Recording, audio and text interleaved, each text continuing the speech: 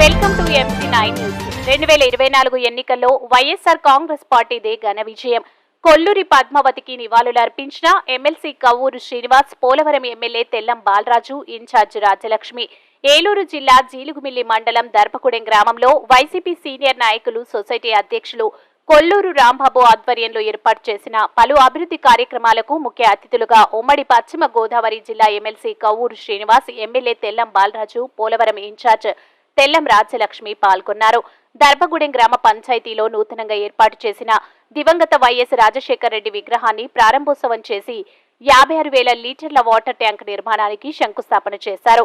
అనంతరం కొల్లూరి రాంబాబు సతీమణి కీర్తిశేషులు కొల్లూరి పద్మావతి కుమారుడు ప్రసాద్ పేరున saint peter and paul high school నందు మంచినీటి సదుపాయం కోసం విద్యార్థులకు కొల్లూరు రాంబాబు ఆర్థిక సాయంతో ఏర్పాటు చేసిన బోరును ప్రారంభించారు.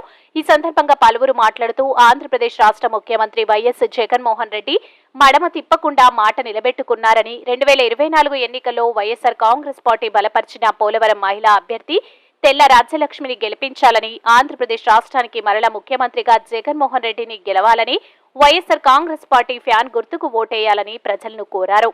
ఈ కార్యక్రమంలో సర్పంచ్ సున్నా ఉషారాణి, ఉప సర్పంచ్ కేతిరెడ్డి రాఘవరెడ్డి, తాటియాకులగూడెం ఎంపీటీసీ సున్నం సురేష్, సచివాలయ convener Paidimarla Jaganmohan Reddy, ward number Kummarapalli Prakasam, Pongiletti Satyavathi, Gurrala Suresh, YCP నాయకులు కొప్పుల చౌదరారెడ్డి, వైఎస్ఆర్ కాంగ్రెస్ పార్టీ నాయకులు, అభిమానులు, కొల్లూరు కుటుంబ సభ్యులు తదితరులు పాల్గొన్నారు. MC9 TV news channel Eluru district incharge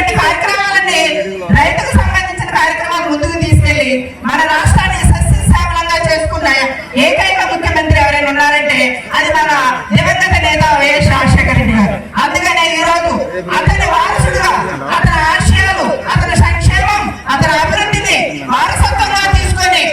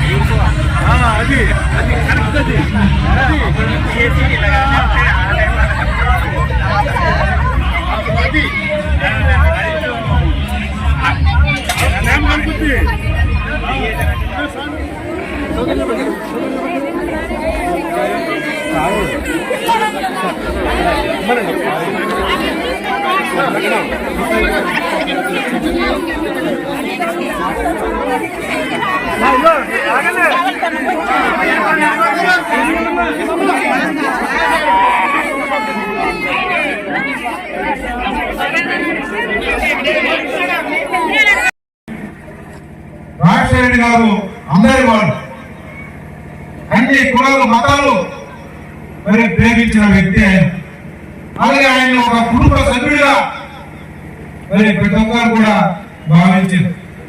అందుకని ఆయనకి తెలుగు ప్రజల యొక్క హృదయంలో ఆయన చిరస్థాయిగా నిలిచిపోయింది. ఆయన పరిపాలన ఒక స్వర్ణ యుగం. కులం లేదు, మతం లేదు, పార్టీ లేవు, వర్గాలు లేవు, రాజకీయాలు లేవు. ఆయన అందించిన పాలన దేశానికి ఆదర్శంగా నిలిపోయింది. ఆయన పాలనలో లబ్ధి పొందని కుటుంబం కూడా లేదు.